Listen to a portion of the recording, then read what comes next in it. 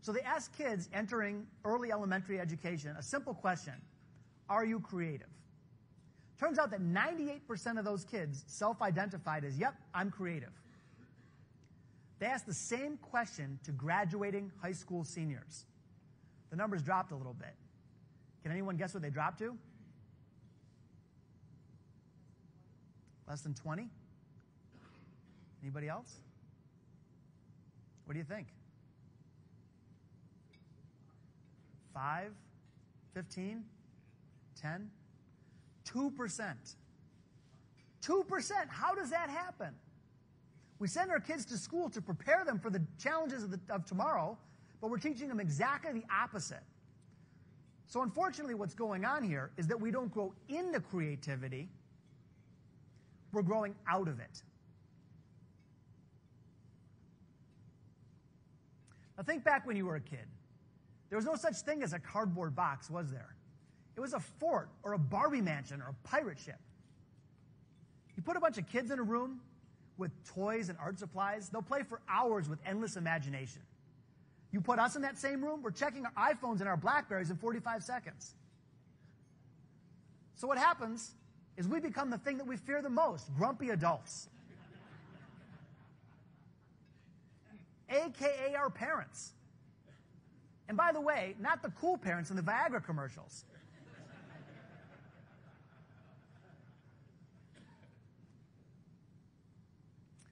So I'm building this Lego project with my son Noah, who's 13. It was a Lego Death Star. It took a couple hours, and we're having fun. But then at the end, I realized that something's wrong. Something's wrong. So I brought that with me today to show you what was wrong. This is the instruction manual. So seriously, there's 192 detailed steps to this Lego project.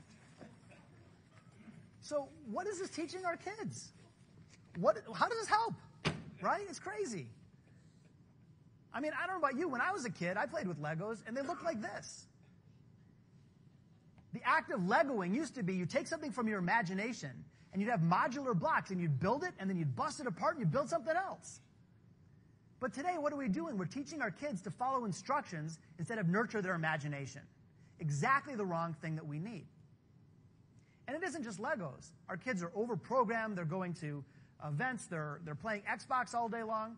And so we're going in the wrong direction, and we have a real challenge as we move forward and the world becomes more difficult and more complex. Well, now that I've officially bummed you out, there's good news. And in fact, there's really good news.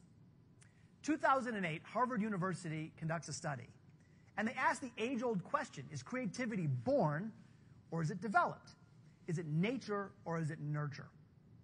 Here's what they found.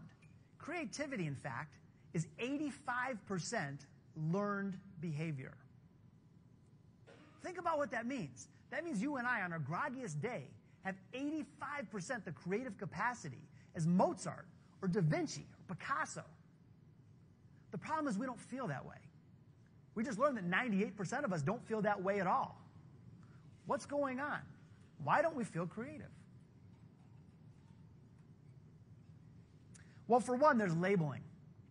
We think that job title equals levels of creativity. We think that musicians are creative and accountants are not. Well, there are professional musicians in major symphony orchestras. They play the notes on the page beautifully, and they're terrific technicians, but they're really not creating much of anything. And then we think people in areas like law or something can't be creative. Well, quick story. My company that I founded, ePrize, we run digital promotions for large brand advertisers. So anyway, back early on in our evolution, we ran a promotion, a chance to win 10 million airline miles for United Airlines. So we thought this was great, and we're excited. We got this big deal. And you could enter the sweepstakes from lots of different countries. So we, no problem. We took the deal. We're excited. This could be a turning point for us. Then we find out, as we're doing the legal research, that to enter a sweepstakes like this in Brazil, the rules in Brazil, the laws say that the drawing must be conducted on Brazilian soil. So we're thinking, sweet, we get to go to Rio. This is going to be great.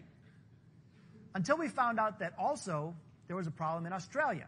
another country that was participating. In Australia, it turned out that the drawing of this nature must be done within the physical boundaries of Australia. So we're thinking, oh my God, what are we going to do? I mean, we couldn't afford 10 million miles to pay 2 prizes. We couldn't go back to this big client and tell them we didn't know what we're doing. What do we do? Well, a really creative person in our legal department figured it out. They said, Josh, here's what we're going to do. Let's do the drawing in the Brazilian embassy in Australia.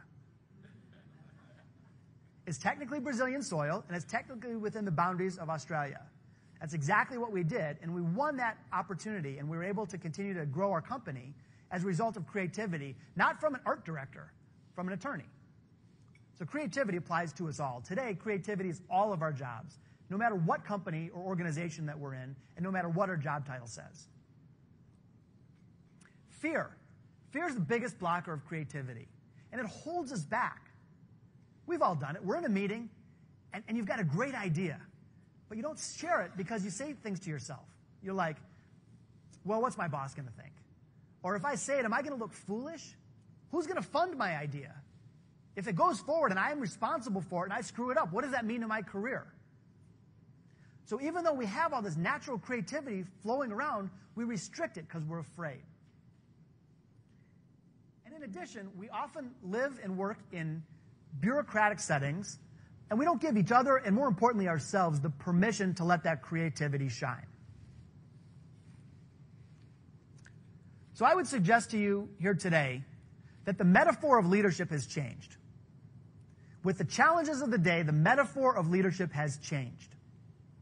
The metaphor of leadership used to be that of a symphony conductor. One person in the room conducting everybody.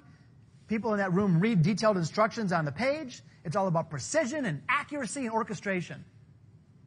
That may have been great 30 years ago, but that doesn't work anymore.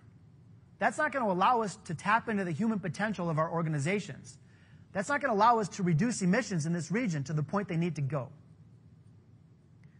The metaphor of leadership, I believe, today is that of a jazz combo. And I've played a lot of jazz. I've been playing jazz for 30 of my 40 years. And in jazz, it's a very different environment than a symphony orchestra. You get together in small groups, and it's a lot of listening and playing off one another. It's spontaneous creativity. It's real-time innovation. It's taking risks. It's going out on a limb. It's trying something new. That metaphor is what's going to allow us to reach our collective goals. So I had the privilege of writing a book on creativity.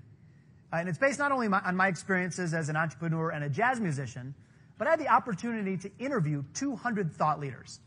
I interviewed artists and musicians, interviewed billionaires, CEOs, nonprofit leaders, military leaders, and tried to boil their collective wisdom, their best practices on creativity, into a simple-to-follow process. And so this morning, I'd like to share some of those techniques and the ideas from the book with you today, because I think that it can help make a difference. There's lots of ways to solve a problem. And I know there's people in this room much smarter than I am that can solve this problem through chemistry and engineering. But I want to challenge each of you today that tapping into your own creative potential can come up with new ideas that can create breakthrough results. Because if you think about it, everything great in this world that we celebrate started with an idea. So one fun warm-up exercise, I thought we'd do it this morning, to get your creativity turned on is as follows. Imagine that this picture is a snapshot from a movie. So there's a story leading up to this snapshot, and then, of course, there's a story afterwards. I'd like you to consider what's going on in this movie. How do we get here? What's happening? What's the story happening in this movie? So I'd just love to have a volunteer or two from the audience. Just shout it out. What do you think's going on? Being chased by ugly dolls. That was good. That was really good. I like that.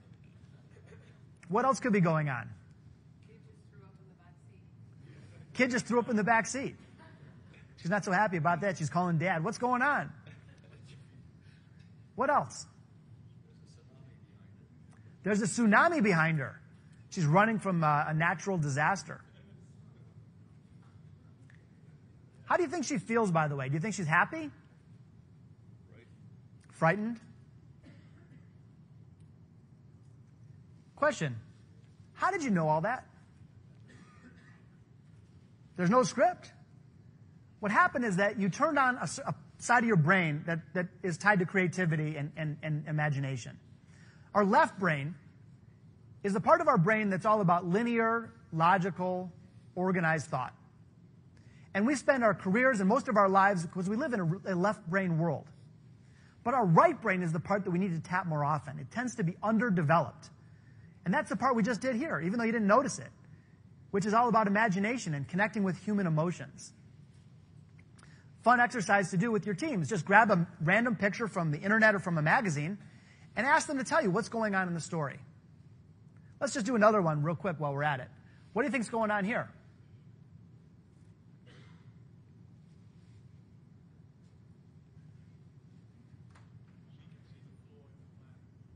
Say it again, sir? She can see the flaw in the plan. So they're celebrating. They think they had a win, but she caught him. She sees the area where there's a problem. What else could be happening?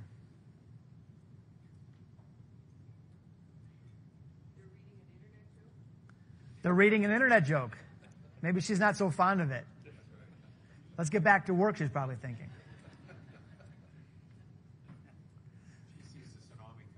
She sees the tsunami coming. So again, we're just tapping that raw creative potential that we all have. And if there's no wrong answers and it's safe and there's permission to be creative, we have an incredible capacity to do so. Now, creativity starts with curiosity. Curiosity is the building block, in fact, of creativity. So the more curious we are, the more creative we become. Now, a very simple way to do that, which you can immediately put into practice, is asking these three questions again and again and again. Why, what if, and why not?